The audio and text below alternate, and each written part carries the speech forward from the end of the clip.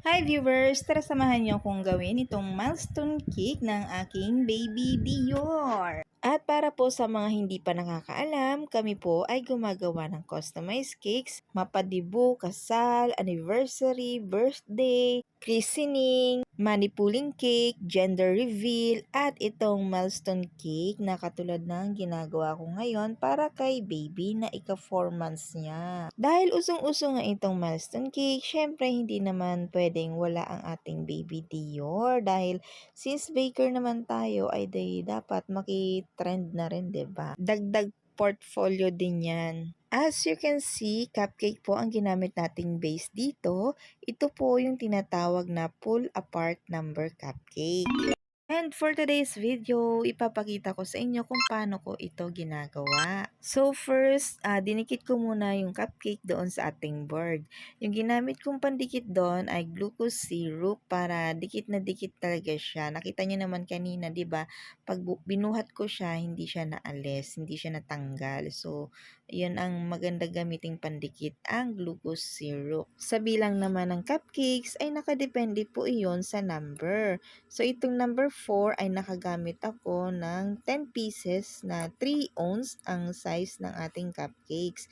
Ang 3 ounce pala ay ang pinakamalaking size ng cupcakes. Then, ang sumunod ay yung 2 ounce, yun po yung regular size. At kung regular size man yung gagamitin natin dito, approximately 11 to 12 pieces naman yung cupcakes. Tapos, ang masarap po na gamiting frosting dito sa ating matcha cake ay ang Magic Whisks. Tapos, haluan nyo lang po ng matcha powder para mas masarap siya at lasang-lasa pa rin yung pagka-matcha niya. Para sa mga nagtatanong kung ano po ba ang matcha. Ang matcha po ay green tea at masarap po siya sa cake. Hindi po siya overpower ng pagka-green tea niya. Basta kung matitikman nyo man ito ay kayo na po yung humusga kung totoo po ba yung sinasabi ko or hindi. Wee! O-order na yan. Order na. Message lang kayo sa akin kapag gusto nyo pong magpagawa ng cake. Simple design nga lang itong ating number 4 pull apart cupcake at nilagyan ko siya ng artificial flower.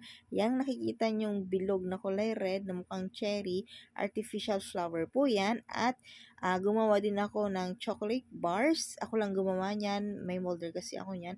And then syempre ang cashew nuts na nagpapasarap lalo sa ating matcha cake. Wow! Amazing! Kung napapansin nyo nga ay patapos na rin itong ating cake at talaga naman itong dedication natin ay paulit-ulit kong ginawa dahil itong kamay ko ay pasmado na yata.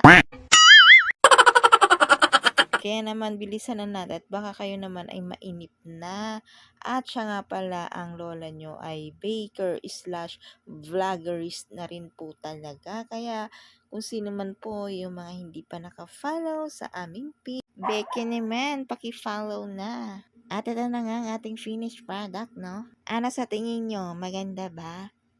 Simple lang naman yung ginawa kong design para sa aking baby. Hindi naman kailangan bongga kasi kami lang din naman ang kakain yan.